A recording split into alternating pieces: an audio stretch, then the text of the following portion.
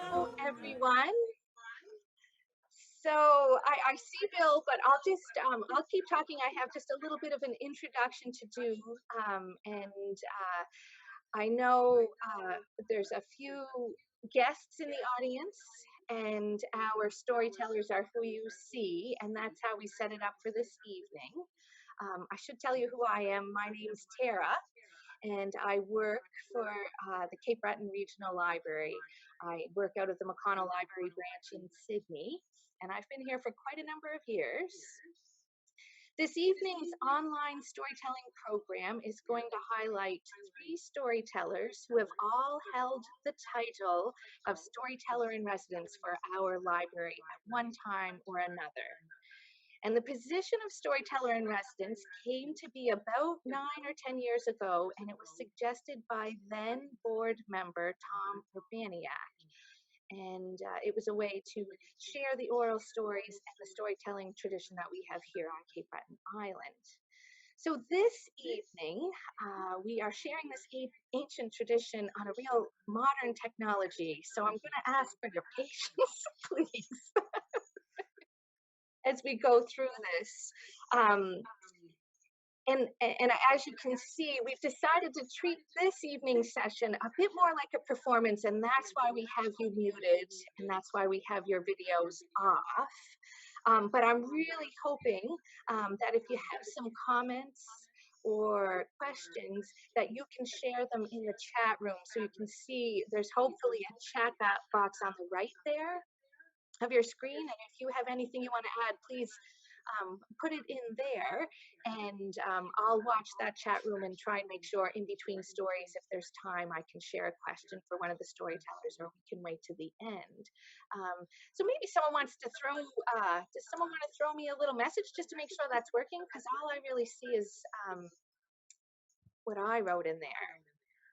I don't see. Yeah. What should I say? Oh, we are recording this session.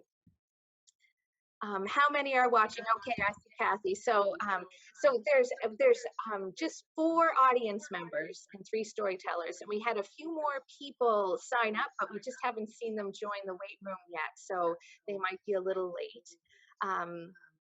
And I wanted to mention one other thing. We are recording, but because your video and your audio is off, it shouldn't interfere with audience privacy, your living rooms. And the storytellers know we're recording. It's a hope that we'll be able to put this on our website or on Facebook or on YouTube in the future for other people to enjoy. So I think the rough schedule for the evening is that I will introduce the storytellers one at a time, and they'll have a chance to share a short story first, kind of as a warm-up, and then they'll continue in the round, sharing stories until we're full of stories, I guess.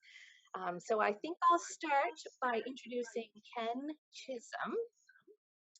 And Ken is an actor, a playwright, a songwriter, and an arts journalist here in Sydney, his hometown. His friends persuaded him to apply for the inaugural position of Storyteller-in-Residence 10 years ago. And when he got the job, that was a new beginning for Ken, and definitely a new beginning for some of the offerings that the library presents.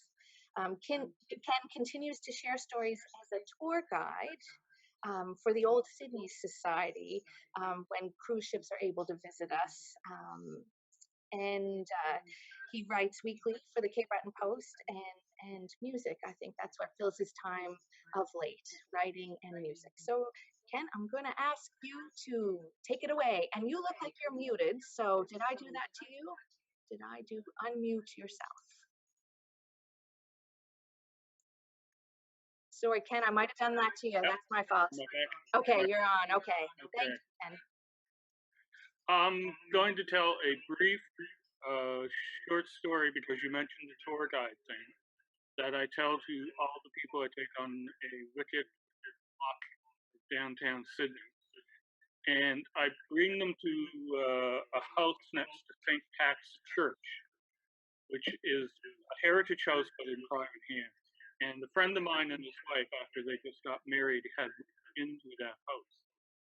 And he was an aspiring filmmaker at the time, and he decided to shoot an entire film over one night.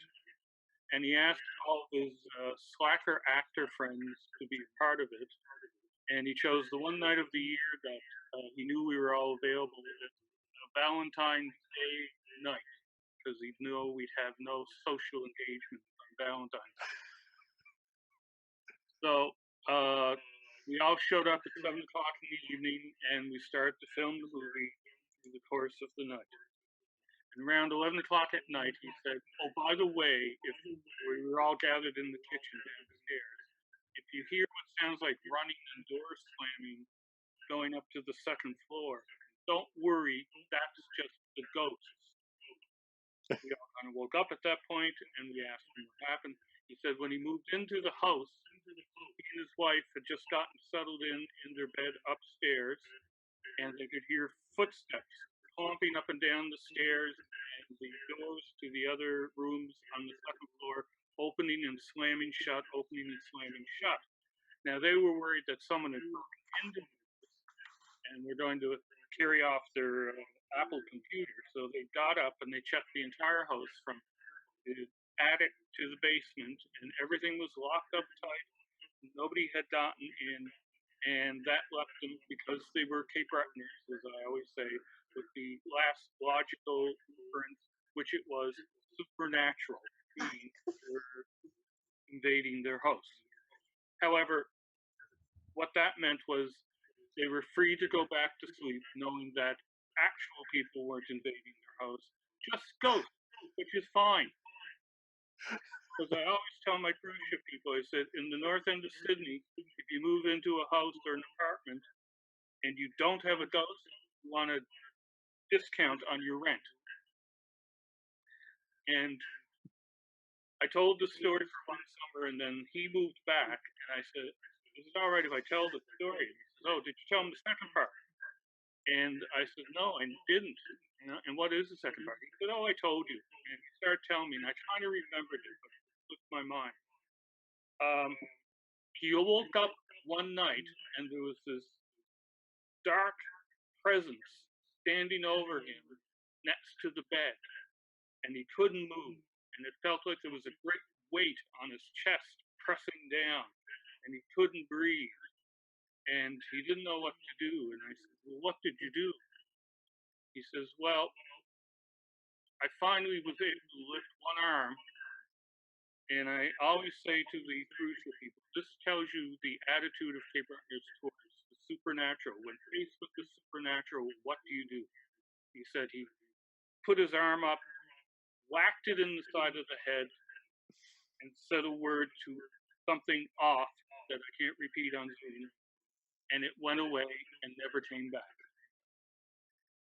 And that is the Cape Breton attitude towards the ghosts, supernatural. And it always surprises all of the people from off the island that we have that relationship with the supernatural. We feel quite at home with smacking it upside the head and telling it to go on its way. Excellent. Thank you. You're welcome. Thanks for getting us started there. So that was Ken Chisholm. And the next storyteller I'll introduce is Ronald Labelle. And Ronald is a specialist of Francophone traditional culture. He spent many years as a folklore archivist at the Université de Moncton's Acadian Studies Center, and he's taught both folklore and French, first in Moncton, but also at Cape Breton University, and that's a position he recently retired from. His book of Acadian community history, titled Au Village du Bois, was awarded the France Acadie Literary Prize in Paris.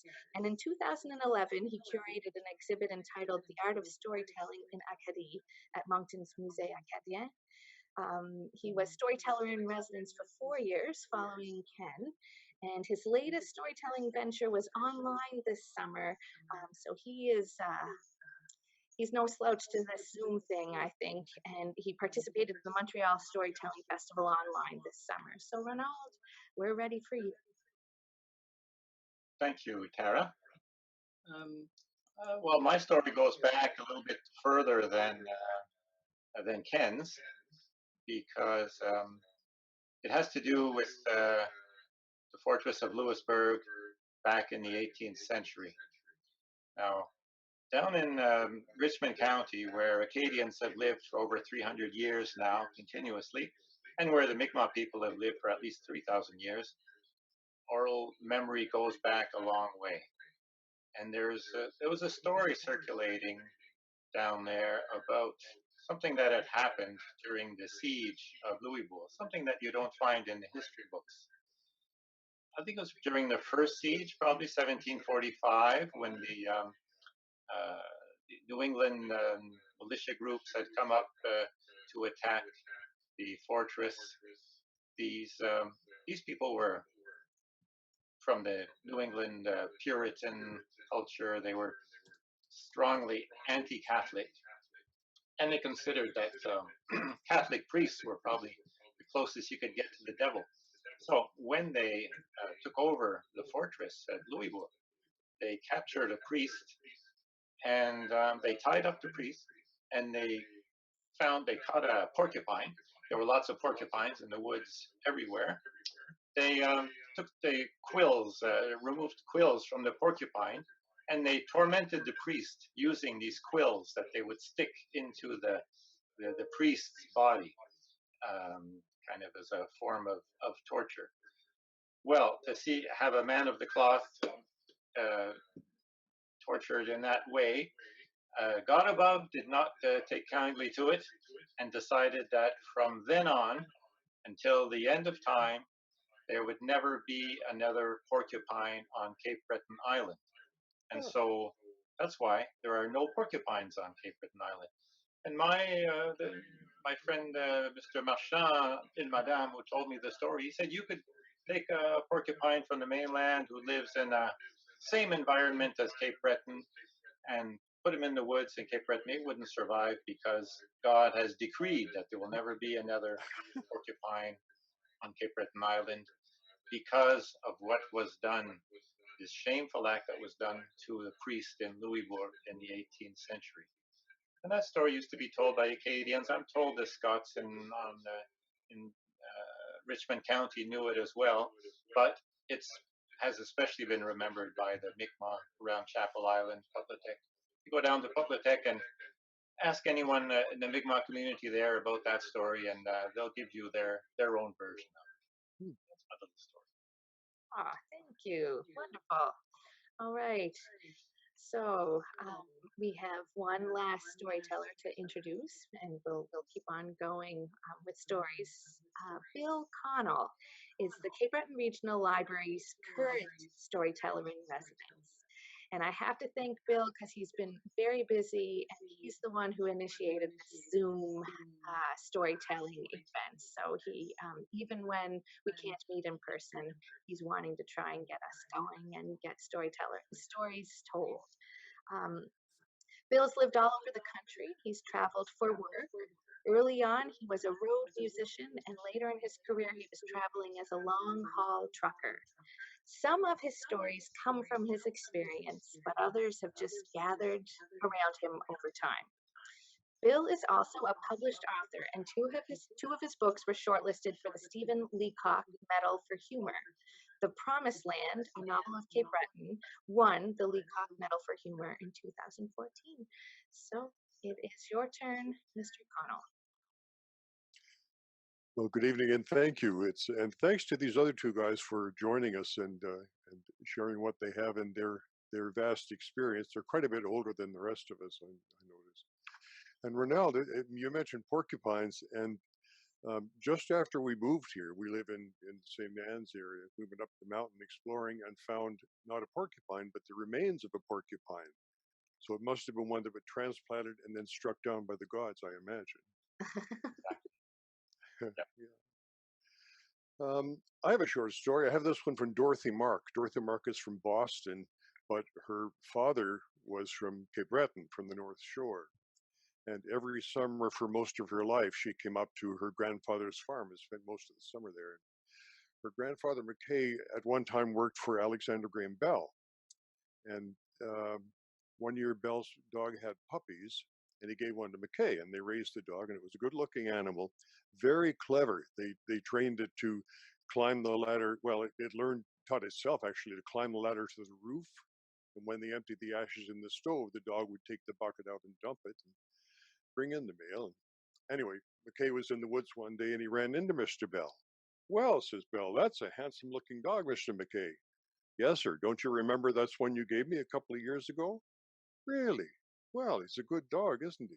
Yes, and he's very, very clever. He says he's trained himself to go up on the ladder to the roof. And now, why would he bother going up on the ladder to the roof? Oh, he says, well, McKay says when it's time to bring the cows in, he goes up on the roof first to see where they are, so he doesn't run all over the pasture looking for them. And he can empty the ash bucket. He brings in the mail and watches for the mailman every day, and goes down to the road and brings up the mail. And Bell says, well, that is indeed a very clever dog. Now, what would it take, Mr. McKay, for me to buy that dog back from you? Well, says McKay, do you think you could train the wife to bring in the mail?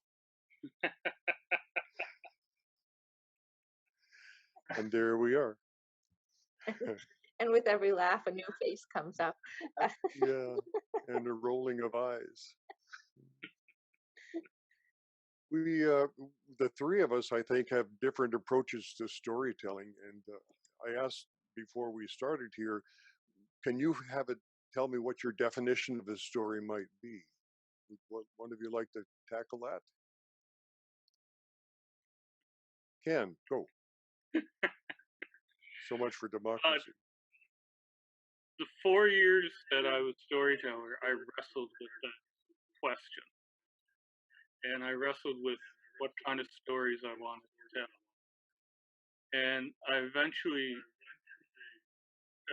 came to the conclusion that stories I liked, and because of my experience through the library, were stories that people brought to the various sessions I went to. And there were little pieces of history that otherwise may have slipped through the cracks. Like out in the Waterford, a lady told me about her husband who was a coal miner, but he used to go to the library and take out cookbooks, and he would read them. He would sit down in his chair and read them like a novel from beginning to end. And then he'd pick out a recipe that attracted him, and he would go into the kitchen and make that recipe. And what I got from that was that we see people a certain way. We see them as coal miners, steel workers, housewives, or whatever. But they have this whole secret life that they might only share with the people around them. That given an opportunity, they could have had a different kind of life if that opportunity had been presented to them. And that's what I thought of. That's what I think of every time I think of that story and that gentleman reading a cookbook. That there was really no other way for him to express whatever longing he felt in the kitchen, which would have been traditionally a woman's place. And those are the stories I look for. I can't really say what a story is. Something that illuminates that kind of side of human experience is what I like. And that's the end of my story. Yeah. I'll just continue with that. In that vein, the difference I see between a history and a story is that history is a story that's supposed to be true, but ends up often representing somebody's opinion about the past. Whereas when someone is telling a story, like in oral history, there's always a truth there because it means something to the person telling the story, whether it's altogether factual or not. It has a truthful essence to it because it means something real to the person telling the story. I kind And of put myself. Oh, sorry. Go. and also, well, there's the distinction also between stories, storytelling, and telling tales and telling stories like personal anecdotes. And I always find that difficult. I struggle with that in English because in French we don't have that problem. The conte, tale telling, conteur, festival de conte, when we're whole festivals devoted to tales as separate from just general anecdotes about the past. In English, it's all storytelling. So the definition of storytelling tends to be quite fuzzy in English because we're lacking terms. I mean, the word tale isn't really used that much. So you don't talk about tale tellers or tale telling the way you talk about the conteur, the conte in French. So it's a bit more difficult in English, I find. And that's where a little bit of the confusion comes from. It's a bit like trying to define what is a folk song exactly. And it roams around a bit. I put myself on the spot by asking you fellas what you thought your definition was, so I had to come up with one. And I think for me, a story is an accounting of an event that contains a truth, and is normally it's the truth of the teller. I believe you can have two people tell the same story from a different perspective and get a completely different story out of it. I also think of Farley Mowat, and one of my favorite quotes of his was, "I never let facts get in the way of a story." He was often called to account for being fast and loose with his facts. And I was reading a book this week and came across it spoke of a photographer, and made an analogy for me for storytelling. She said, "My father is a mechanic. If I take a picture of my father working on a car, I have my father working on the car. If I crop it so I see only a bit of his head and his hands and what he's working on, then I have a picture of every mechanic." And I think if we take a whole story, boil it down for our own truth, that applies to more people more broadly. Can I keep the job? Can I just mention something very quickly? I'm seeing a few people on the chat. So Kathy's mentioned a couple of things, but not everyone. So if you can't see the chat box, you might have to click. If you can't see the chat column on the right, you might have to click on the chat bubble at the bottom of your screen, and that'll open up the chat option for you. Just because I feel like you may have things you want to share or questions or comments, and that's where you can do it at this session. So just sorry for the interruption, but that's please share if you have some thoughts. My chat is on the bottom of the screen. Right. Okay. Okay. Got something else under your hat there, Mr. Chisholm? Yeah, we were talking about how we proceed, and I was trying to figure out my repertoire, my vast repertoire.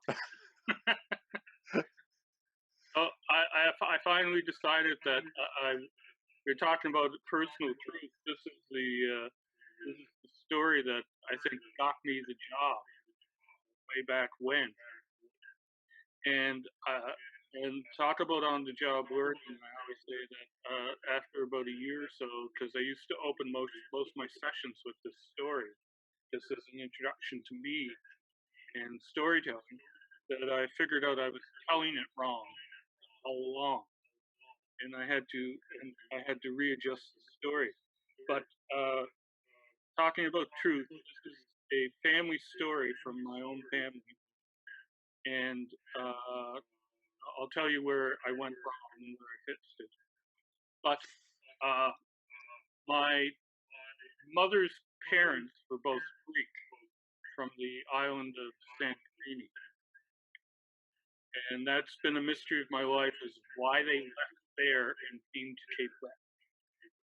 But my grandfather was part of, in the last century, a group of people from all over Europe to be recruited to work either in the mines or steel plants. My grandfather ended up in the mines in the Waterford. And at that time, my grandmother stayed in Santorini with my uncle, who was the firstborn in the family. An important thing to have a first male child in the family. And my grandfather came over here and did what a lot of people leave Cape Breton and go west, is that they go west and they give home the money to the family so the family can survive. But my grandfather was taking his time returning, and stories got back that he was doing things like getting his paycheck, and some of the other Greek boys in the Waterford would indulge in some couple of sociables, and somehow they would all end up swimming around the Waterford Harbor at the end of the evening. So my grandmother got an idea in her head. Now my grandmother, who I barely knew in my own life, was a very petite Greek lady, but she knew her own mind. To the extent that when she did get to Canada, and they came from an island, Santorini was a Venetian outpost of a colony. Consequently, they were one of the few areas in Greece that were predominantly Roman Catholic. Pretty well the rest of Greece is Greek Orthodox. So, and most of the families that settled here were Greek Orthodox. But she was a Roman Catholic, tried and true. And when she tried to take communion in Mount Carmel Church, the priest didn't let her because he didn't think she was a true Roman Catholic.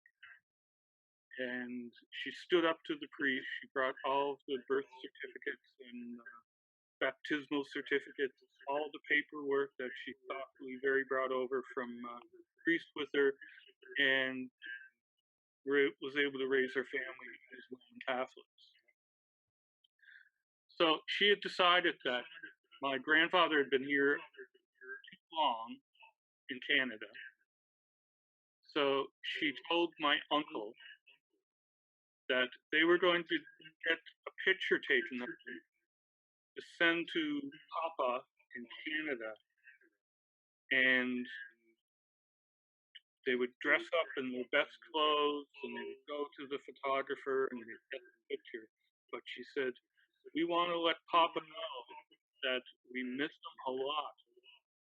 So, Manoli, when you get your picture taken, make the saddest face you can so Papa will know how much we need. And they did that. The picture is still in their family. And it is the most heartbreaking thing you'll ever see in your life. And my grandfather is a big man. He was well over 6 feet, digging ditches for the town of Waterford until he was in his 60s. He saw that picture, it broke his heart, and sent them the money to come to New Waterford. They had the one son. When they got to New Waterford, I would say there must have been something in the water in New Waterford, because they proceeded to have 8 daughters, no more sons. My mistake was always that I would tell about the priest after they got to New Waterford, until I finally realized that the funny bit was the picture. And I thought, oh, the funny bit goes at the end. And I always tell people that when you're doing the story, no matter what else you're saying, the funny bit goes at the end. Yes. Nice. And then you stop. Nice. So that took me a year of on-the-job training. I should say, because there is a little comment and it references Ken, your earlier story. So William was sharing that The phenomenon of the old hag appearing at night and waking a victim by pressing heavily on the chest is something that's common in Newfoundland. So that's kind of interesting. So that kind of experience. I'll have to ask Angus if he's got any Newfoundland blood in him. Yeah, right, yeah. Do they punch out ghosts in Newfoundland? That's what I want to know. Do they punch out ghosts? All right, please comment.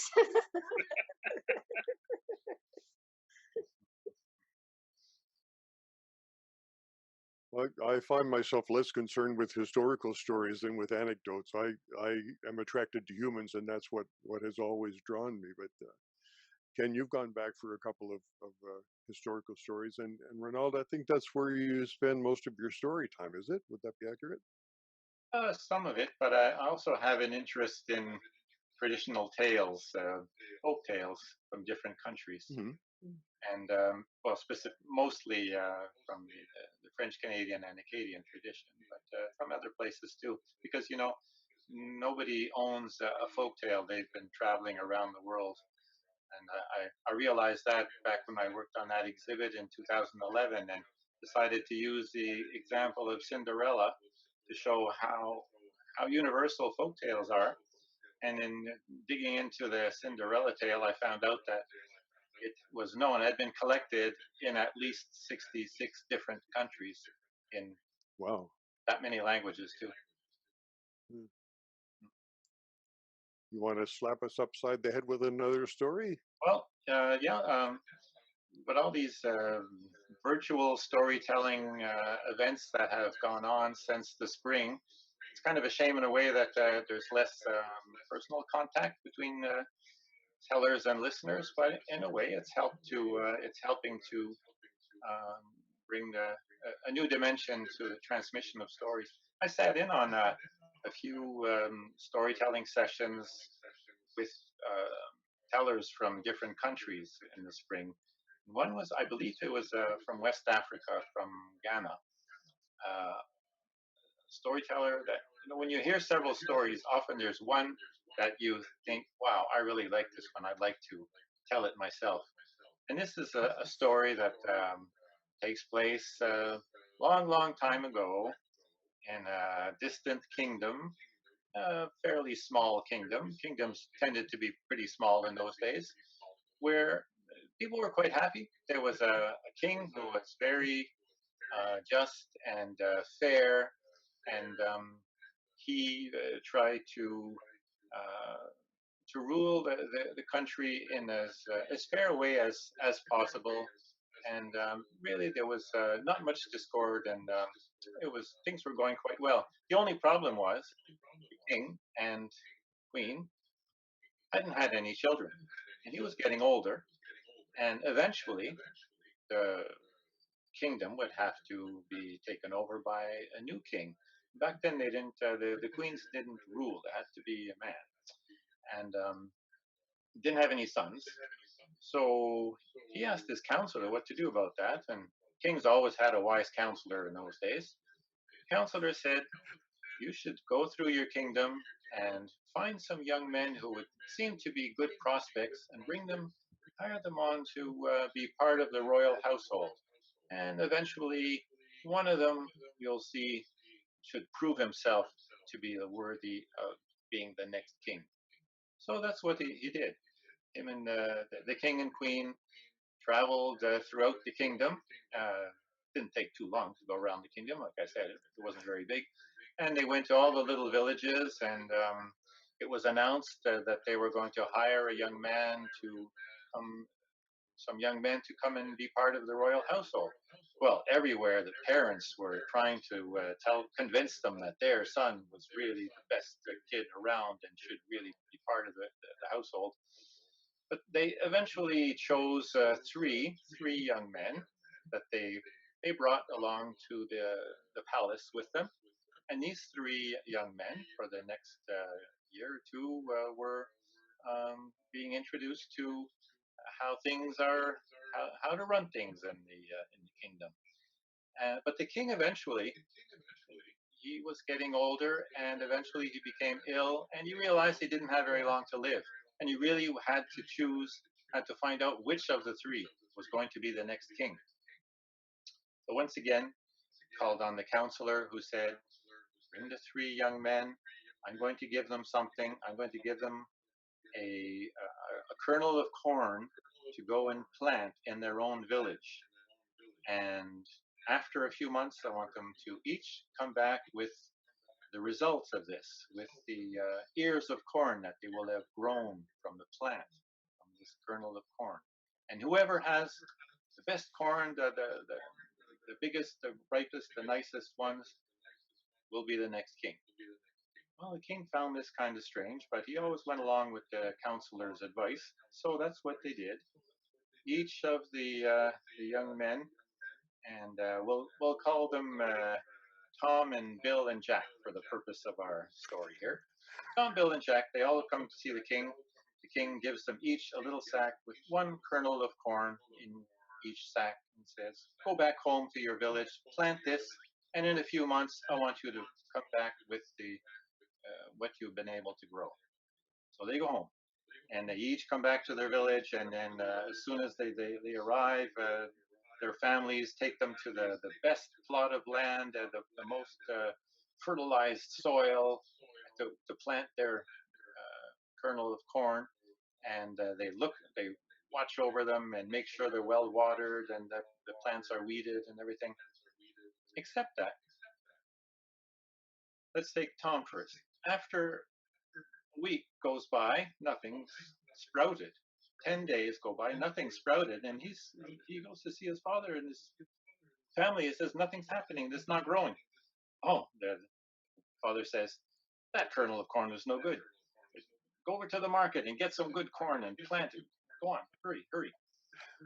So he went to get another kernel of corn that he knew was going to sprout, and he planted it.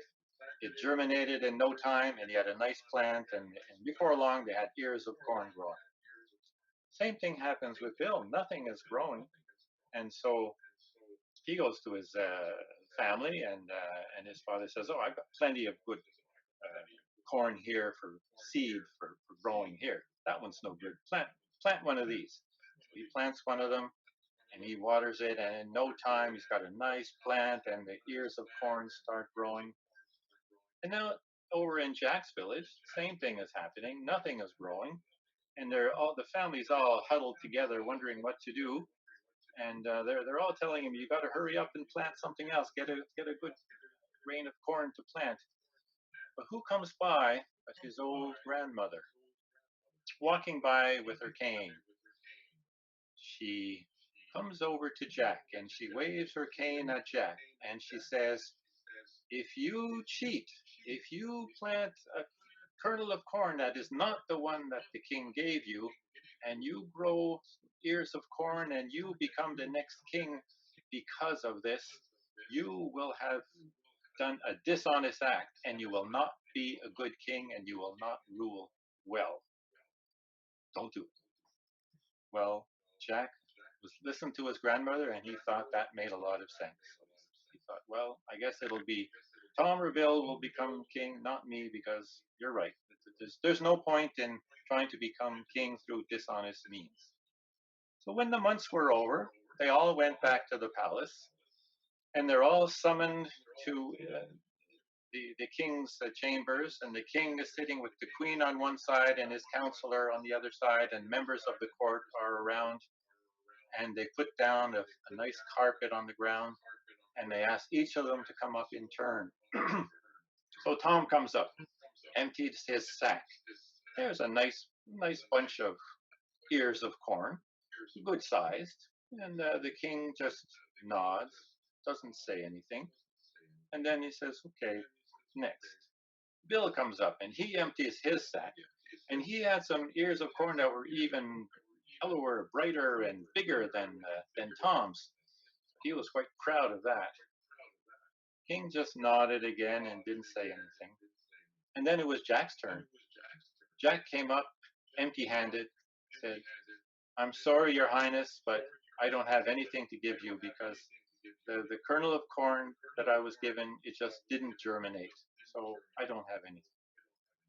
When he said those words, the king told everyone to kneel, and he said, "Here before you is the next king of our kingdom," because Jack was the only honest one of the three. Those three grains of corn that I gave you, they had all been cooked and dried, and they were dead. They were not going to grow at all. And there's only one of you who was honest enough to to come and tell the truth. And that's how Jack became king. And later on, he did become king, and he was a very good king, and things kept going along pretty good in that kingdom. That's the end of my tale. Lovely. Trust your grandma.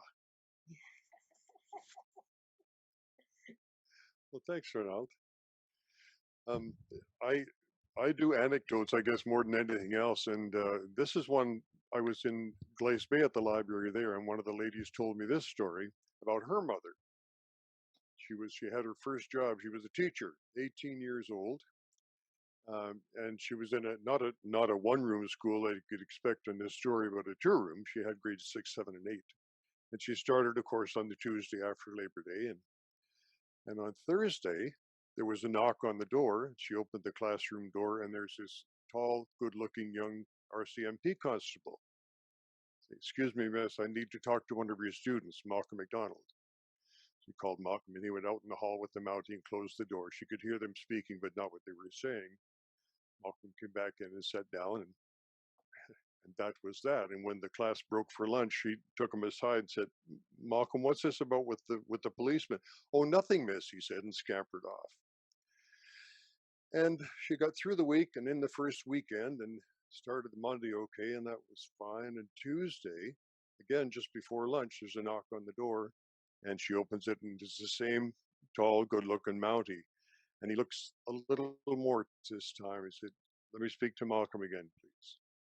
She sent him out in the hall, and she could hear the voices, and the Mountie was a little more energetic in his speech this time.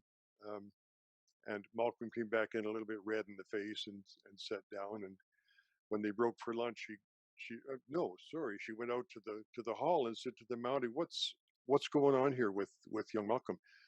"Oh," he says, "someone is throwing the switch on the rail line, the signal switch, and we think it's him, and we want him to stop. But don't. I think we got him under control now. I put the fear of God into him, so it won't happen again." And that was good until Friday afternoon. She hears the same knock at the door, and it's the same constable again, and he's looking pretty upset. And he said, "McDonald." Malcolm went out in the hall, and this time she could hear some words. She heard things like prison and arrest and delinquent, and some other threats from the big Mountie to the little boy. And he came back in and sat down, and he just kind of shivering a bit in his desk. She said, "Malcolm, I want to see you after school." When the class got out, the other kids, of course, tried to hang around and see what was going to happen. She shooed them away, and they left. And she said, "All right, Malcolm, you know that's not a good thing to do, throwing the switch. Why do you keep doing this and bringing the police here?" He said, "Well, miss, how are you going to get a boyfriend if I don't keep bringing him back to the school?" And that's I don't know the lady's name in Glace Bay, but what do we do now, folks? Let me ask you, Ken, do you use song in your, or both of you, do you use song in your storytelling presentations at all? Occasionally, I'd bring the guitar with me, but a lot of times, because of we were there to get stories from people in the community, I wouldn't bring it. If it was more about me as a performer, I would bring it because I feel more comfortable with my guitar. But I tend to find that if you bring a guitar into a room, it's like the old Chekhov thing about the gun on the wall, is that people expect you to use it, and then it begins to dominate things. But I have used it in some of my storytelling sessions, and I generally, when I started down at St. Pat's doing some guiding and stuff, it was as a storyteller because I was still storyteller for the library. But I brought the guitars back because I didn't trust my storytelling abilities. that kind of took over. But there has been more crossover between the storytelling and the singing than I anticipated. Ronald, do you use props or music or other I don't implements of destruction? play the guitar, but there's one story that I've told about. It goes back to the days of the Fortress of Louisbourg, where I would sing part of the ballad, French ballad about Louisbourg, La Complainte de Louisbourg. But I don't rule out in the future maybe using some flutes in stories. I haven't yet, but thinking about it. Yeah, I've always been fascinated by stories that became songs, like The Wreck of the Edmund Fitzgerald, for example. And there was a story here of the Eliza, was a coastal trader that sank in October 26, 1855, and I wrote a song about that. And I do use my guitar as a storytelling tool sometimes. Do you have another story? To pick up on that and to segue into my next story, there is a song that I created based on a story while I was Storyteller-in-Residence that I heard during one of the sessions. And we were out in Grand Myra at the Grand Myra Hall. And we weren't talking about ghost stories at all. We were talking about community stories, but however it happened, we got into ghost stories. And the thing about Grand Myra, which I always emphasize, it's one of the founding Gaelic communities on Cape Breton Island. And the story how they ended up where they ended up was they were landed in the bay because apparently there was supposedly land grants there. When they got there, all the land had been already taken. And someone told them that there was more land in Grand Myra. So they walked through the woods from East Bay to Grand Myra. And they showed up in Grand Myra, and there's a German or a Swiss gentleman who ran the kind of trading post and store, who didn't speak any English and definitely didn't speak any Gaelic, and the Scots didn't speak any English, and they certainly didn't speak any German. But he got them settled, and they got their land grants. And from the way the people were telling the stories, that their grants set up to replicate their community back in Scotland, so that if Angus was on my left side in Scotland and Malcolm was on my right side in Scotland, Angus was on my left side in Grand Myra and Malcolm on my right side in Grand Myra. So they replicated a lot of their community and their culture with them. And one of the things they brought over was the idea of fairy lights. And the story was that if you saw fairy lights on the river, up and down the river, wherever the fairy lights were seen, close to that area, there would be unexpected or tragic death.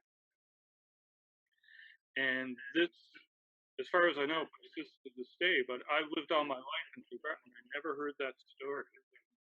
I checked it out with people who live close to the gut down to the mouth of the river, and they haven't heard it. So it seems to be something further up the river in Grand Myra that's part of the community. I've heard a couple of people have kind of mentioned about hearing about it, but the first time I ever heard about it was in this community hall where it was myself and Rosalie Gillis, whose family's from Myra, and everybody else from that community. Which is a great thing about the storytelling program, is that you get privy to all these stories that are very well known within their communities, but you might be the first or second outsider in the community to hear it. And the person telling the story, it was in the late 50s or early 60s. And at that time, people would still use the river when it froze in the winter was a highway, because they could go back and forth across the river to the other bank, or they could go up and down the river like it was a road, and it was often in better shape than the actual road that they had. And of course, if they could just drive onto the river and cross wherever they were going, they didn't have to drive all the way down to the bridge, out of their way. So there were two women. They were sisters, and they were going to go to an event on the other side of the river. So they were going to drive across the river. The son of one of the women driving the car, one of the other passengers, a young boy who was a nephew to two women, who was the son of another sister, and the fifth person in the car was the parish priest. And I could tell by the way they were talking about the priest that even 50 years, 60 years after this event, they still did not have a good opinion of the priest. Because the one thing they remembered about him was that he had a long fur coat right down to his ankles. And they said, who would get coat in a car and a long fur coat like that one? What was he thinking? But what they didn't know was that where they were going to cross the river, apparently someone later said that they had seen the fairy lights in the area of the river. So they had driven about halfway across the river. There was a thunderous crack, boom, and the ice split from underneath the car, and the entire car plunged into the icy waters with everyone on board. And a minute later, one solitary figure clambered back onto the ice, and it was the priest. They did recover the car. The women were holding on to the two boys. Either the two boys stayed to try to rescue their mother and their aunt, or the women in their panic had grabbed the two boys and they weren't able to escape the car. So the four family members died. What was interesting about it was that, as I said, this was in the hall. It was mostly all Grand Myra people there. And right after they told the story, I said, okay, we're going to have tea now, because tea, I would be able to have my tea, go from group to group and just hear what they were saying. They all knew the story.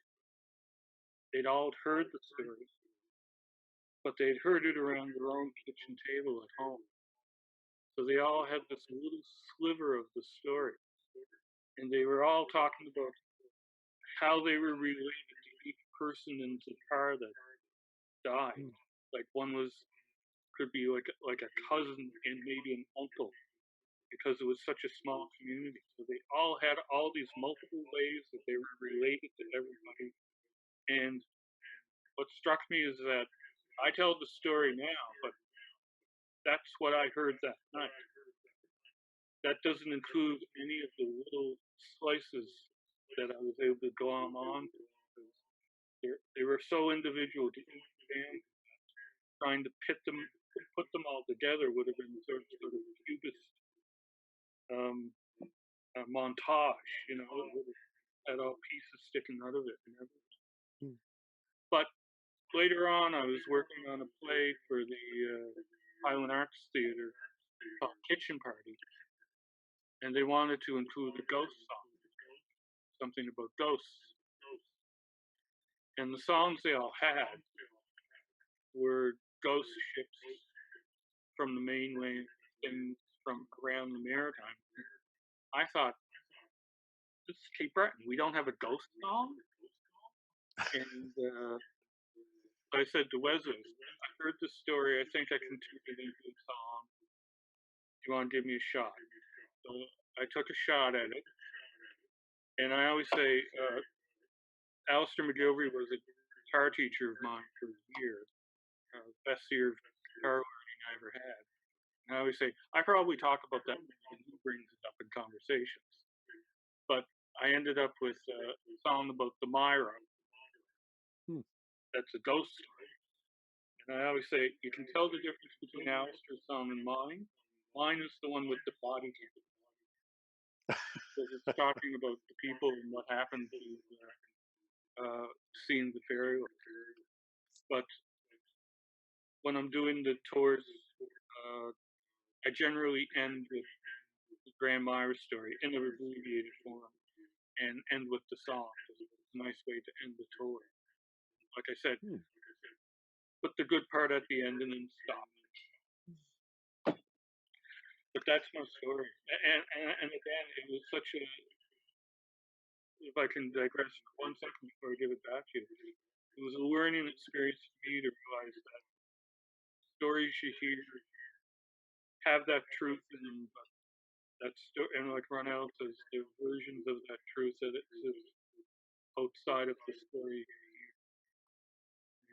it's as important to keep your ears open to those truths as they are to the one that comes nicely packaged. I shall end there at the non-good part. Well, thanks, Ken. I will mention that this what we're doing tonight is called New Moon Stories, and it's the first of what we hope is a series. And the next new moon will be on October the 16th, and I hope I'll have some visiting storytellers from the North Shore of Cape Breton at that event. And there may be some Gaelic, but if there is, there'll be translations. So that's our PSA for right now. Ronald, do you have something else to go? Yes, well, as a storyteller-in-residence like Ken, I heard a lot of ghost stories and stories about mysterious, unexplained, let's say, unexplained events, and that have to do with the supernatural. But also one event that, or a couple events that I really enjoyed as a storyteller here at the library was doing a workshop with children between 8 and 12 years old, where I would tell them a tale. And for these workshops, I used a folk tale that my grandmother had told me. But it's a tale that I always found didn't sound complete. It looked like it was missing something. And so I told the tale to the kids, and I said, now, how would we continue this story to bring it to a conclusion? What would happen after the ending that I just gave you? And of course, being children full of imagination, they came up with all kinds of wild endings to the story. And Tara attended some of those, but she will remember some. There's one in particular, a couple of kids who came up with a way of continuing the story that just worked perfectly, and that helped me to kind of bring it to its conclusion. So this is the tale of the old fairy and the magic cow. Ah. Learn the first part from my grandmother and the rest from the kids at the Conall Library. Once upon a time, there was a man whose wife had passed away, and he lived with his little boy and girl, and they were quite poor. They lived in a little house on the edge of the village near the woods. They didn't really have much of a farm. They just had a little garden in the back, and the man would have to go out and get hired to work with farmers or to cut wood, do anything to try to earn a bit of money to feed his children. They were really hard up. And one night he was making a supper for his family, for the kids, and all he had was a soup with some few potatoes and cabbage and turnips, and he was getting the soup ready when a little knock came on the door. They answered the door, and there was this old woman bent over with a sack on her back. She said, "Please, sir, I am coming back from visiting my old sister, and I will still have a long way to walk. Could I just come into your house and rest my weary feet for a while and maybe have a glass of water?" Well, the man said, "Come on in, and you won't just have a glass of water. You're going to share our supper with us." So he put some more water in the soup, because you can always make more soup by adding water to it. And so there was enough for four. And they all had their soup together. And when their meal was over, she said, "Thank you very much. I feel rested now, and I've had a good bowl of hot soup. I think I can continue on my journey." But before going, I will leave you with something. She opened her sack and she took out her wand because, of course, this was an old fairy, kind of like the fairy godmother in Cinderella, that kind of a fairy. She went over to the mantle, tapped 3 times gently on the mantle, and a big cow appeared in the fireplace and came into the room. So the man told his son, said, "Hey, go get some piece of rope out in the back porch there and bring that cow and tie her up in the back. And tomorrow I'll put up a proper fence, so we'll have a yard to keep her in." So the boy went out that way, and the old fairy put her wand on the mantle, and she said, "I'm going to leave this here, and I'm going to be coming back here by this way soon, and I'll pick it up next time I'm coming through here. But I don't want anybody to touch this. Understand?" The old man said, "Don't worry, no one's going to touch it." And the girl shook her head. So she left. And from then on, well, they had a cow to milk. So that was part of the kids' chores, to milk the cow. And they had an old butter churn that they hadn't used in a long time, but they churned some butter, and then they could actually fry up some potatoes for supper in butter. That was great. But after a few days, a week or so, the man was out working somewhere, and the boy turns to his sister and says, "No, it doesn't seem very hard to get a cow, eh? And what if we had, let's say, 2 or 3 cows, and we had more milk than we could use, and we could make more butter than we could use. We could bring that to the market, we could sell it, and we could buy stuff, and we'd be much better off."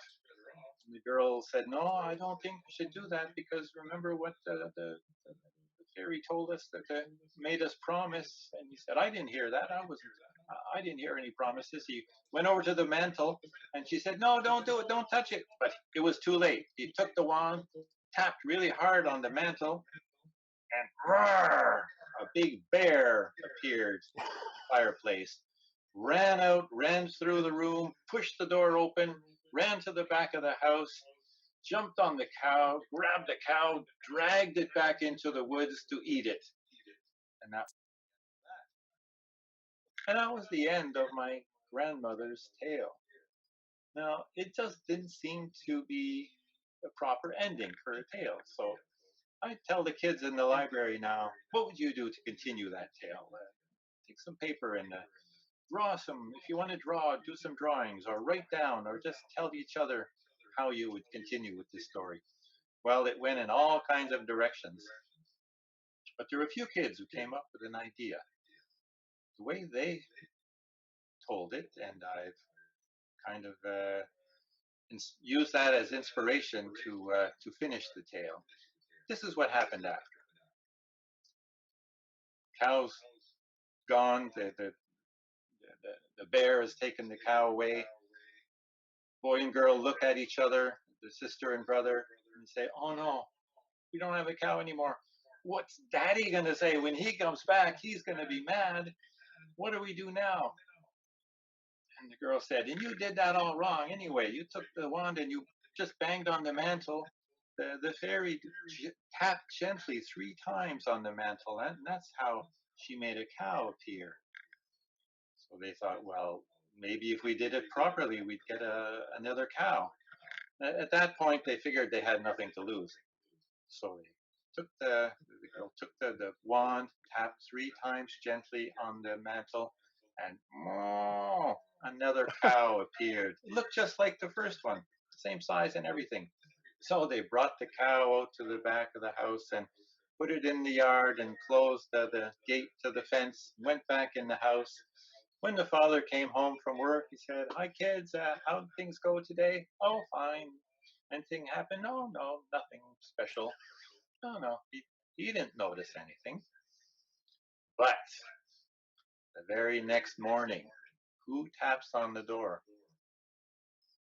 Open the door. The old fairy's coming by, and she says, "I'm just heading off to visit my other sister, who's even older than me, and I thought I would just come by and pick up what I left when I was going through here. And she went over to the mantle and she started looking at the wand, kind of funny. She said, "Now, no one has touched this, I hope." And the man said, "Oh, no, no, no, no one has touched it." Well, the boy and girl didn't say anything. Fairy picked up the wand and she raised it up, and she was going to tap the mantle with it. And she stopped. She said, There's some magic gone out of this wand. Most of the magic is gone. There's hardly any magic left in this wand. Someone has been using it." At that point, the boy and girl, they said, "Yes, we're sorry. We're really sorry, but we thought it would be good to have another cow maybe, so we tapped it, and then a bear came out and he ate the cow, and then we got another cow. We tapped the mantle again. We got another cow." And the fairy just took the wand, put it into her sack, and she said, "You know, I was planning to leave you a few more cows because I knew that it would be you could use some more help to get out of the kind of difficult situation that you're in here. But I'm afraid I just can't because there's hardly any magic left in this wand. If you hadn't touched the wand, you would have had more cows, but I'm just going to have to leave it as it is." Well, the man said, "Thank you anyway. We're very glad that you did give us that one cow, and we'll take good care of the cow and see you on your way now." And so the fairy left, and they managed to get by again with their poor little lot of land and their cow. And that's kind of the end of the story. That was completed thanks to the kids at the McConnell Library, who realized that you can take a magic wand and you can actually use it too many times and waste all the magic that's in it. Yeah. Lovely. Yeah, thank you for that. We're getting past the clock, I guess, pretty close to the end. I have one more little story I'd like to do, and this is a true story up to a point. My friend Jeremy Frith grew up on a farm in Bermuda, and by circuitous route found his way to Cape Breton, where he farmed on the Meadow Road. And he decided one year he needed a new barn, and so he built a new barn, had it almost done, had of course the footings down, and he had the beams up and the roof on it, but not the walls yet. And he and Sue went to a conference in Halifax. They had just checked into the room, and the phone rang, and it was their house sitter, Jeremy. He said, "Your barn fell down." Well, not a good thing. So we had a community work day. About 30 of us went over there, and I am not good with those sort of things, carpentry and construction, but I went to help anyway, and I saw a couple of long boards lying over here, so I picked them up and put them aside, and no sooner set them down and someone came along and picked them up and put them back. So I thought, well, maybe I should just stick with what I know and do some words. So I made up a poem. I've always been a fan of rhyming poetry, and storytelling in poetry has started, I guess, perhaps with the Iliad and the Odyssey and gone on forever. So I made a rhyming poem about Jeremy's barn called Farmer Frith and the Fabulous Barn. And Christmas Day that year, we used to have we called the Dinner for the Homeless at the Chanterelle Inn. Erlene would host people who didn't have relatives in the area. And after the dinner, I started presenting Jeremy with that poem. I got 2 verses in, and he got down from his chair and crawled under the table. He said he was mortified that his barn had fallen over. And I asked him later, "I'm sorry, I didn't mean to upset you." "No," he said, that's fine. You gave me something to laugh about that was an actual tragedy for me. So I am going to offer you, for my grand finale here, Farmer Frith and the Fabulous Barn. Farmer Frith gazed on his land, and as he looked, began to plan for all the things he'd need at hand to build a brand new barn. The dream began to crystallize. He rocked on the porch and visualized, and in his mind he saw it rise like a castle in the air, the finest barn in the East Coast nation, a good deep hole for a strong foundation, a magnificent agglomeration of wood and tin and glass with a loft upstairs to store the hay, a separate room for the hens to lay, a good-sized pen for the pigs to play, and stalls for the cows and horses. In accordance with the homestead law, with pen and paper commenced to draw a massive barn without a flaw to grace his hilltop farm. He penned a roof and a sturdy floor with architectural rapport, but most important, a good strong door for going in and out. For anyone can build a wall or a piggy pen or a horse's stall, and a roof, that's no work at all, but a door is something different. It'd take a master builder's skill with hammer and saw, plane and drill, the best of oak from the finest mill to make the perfect door. He planned it out with great precision, reviewed and tested each decision, used algebra and long division to get proportions right. The hinges would be made of brass, the nails of steel, the window glass triple glazed and built to last in hand-carved wooden frames. He trucked in piles of everything, started building in the spring. Saws did buzz and the hammers ring, the great walls slowly rising. Last of all, he hung the door. A gallant coat of paint she wore, the ultimate in barn decor, fire engine red. The summer sun began to wane and skies were gray with autumn rain. After months of sweat and pain, he smiled in satisfaction. But there she stood on the north side hill, perched upon her great oak sills, a testament to her builder's skill. She'd stand as long as the mountain. He leaned against the kitchen sink with a congratulatory drink, gave his wife a knowing wink, and led the way upstairs. Soon they both were fast asleep, likewise the cows and pigs and sheep, and then across the moon did creep a tiny wisp of cloud. For in the fall, up in the highlands, unlike the Bermudan Islands, quick as a sneeze comes snow and rain and the sound of howling wind. Well, the wind came up, and did she blow from the mountain high to the valley low, through the dark of night to the morning's glow. That's when it met the bar. It sought away to vent its spleen with purpose evil and obscene, like an angry witch on Halloween, a nasty trick to play. It circled round side to side, front to back, far and wide, to find a way to get inside and tear the thing to pieces. Finally, a chink it found, crept in low along the ground, jumped up and commenced to pounding underneath the eaves. From off the top the roof was torn, and in a moment, sad, forlorn, like Jericho to Joshua's horn, the walls come a-tumbling down. A moan, a squeak, a groan, a rumble, all four walls began to tremble, and one by one to disassemble and lift up off the sills. Before the wind did cease, of all that work and elbow grease, not remained but one small piece, no bigger than a breadboard. One thing did refuse to yield to the might the wind did wield, like a billboard in the field, the door of blazing crimson. The voice of Farmer Frith did roar, "Whatever did you do that for? Don't you touch my perfect door, I'll have your guts for garters." There came a sound like giant laughter. "I broke your walls, I stole your rafters. Say goodbye forever after to your foolish door." With concentrated strength precise, it slammed it once, slammed it twice. Third, the charm that did suffice to tear it from the sills. The door took off like a big red kite, and quick as that was out of sight, above the trees still gaining height, it flew out o'er the ocean.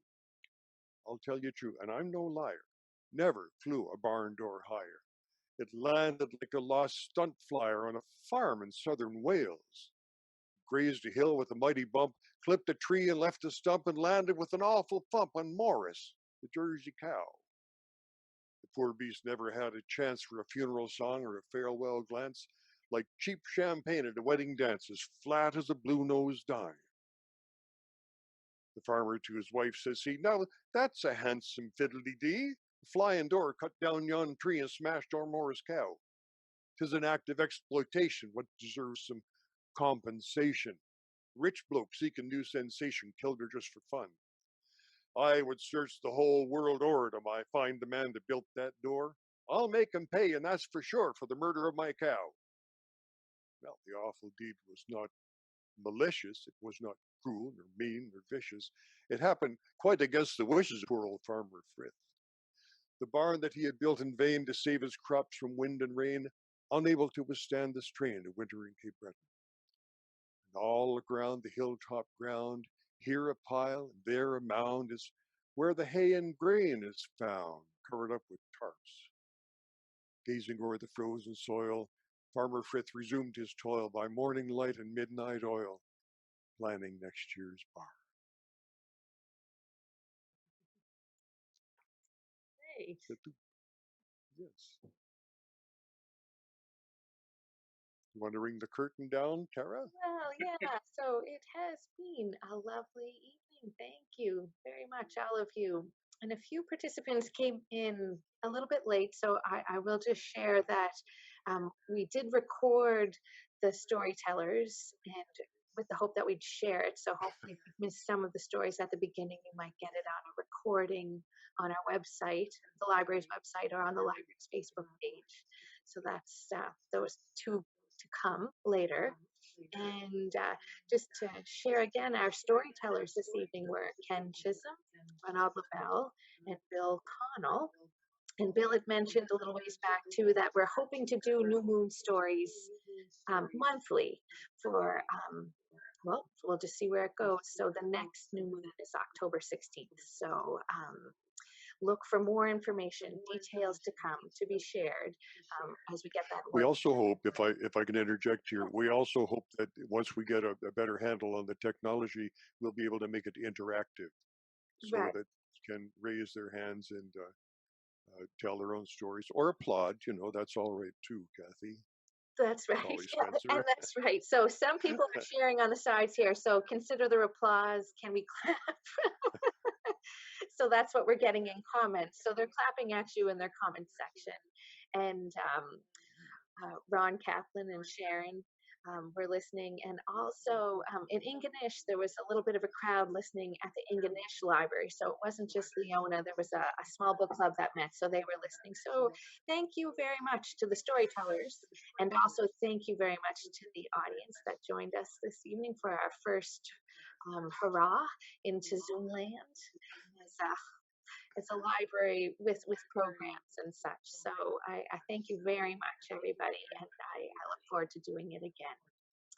All right, so I think I close it out, and I don't see any more comments. So if they come after, I will share.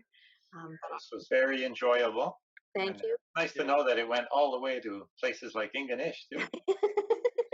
That's right. The things you can do over the internet, eh? Yeah. And Toronto. Okay, so those were friends. Okay, wonderful. So yeah, people from around. Oh yeah, and here again, getting another one. So here, Catherine shares, that was wonderful. We started late as there was confusion about the time. So this might be one of the, yeah, so central and they're thanking you and they'll be here next time. So that's great. So nice to hear from everybody. Thank you for sharing. Yes, and thanks to Ken and Ronald. I enjoy following in your snowshoe tracks, and I'm going to keep going as long as I'm able. That's great. Aloha. That's great. All right, I'm closing it out too. Thank you all. We'll talk to you again soon. Thank you. All right. Bye. Bye.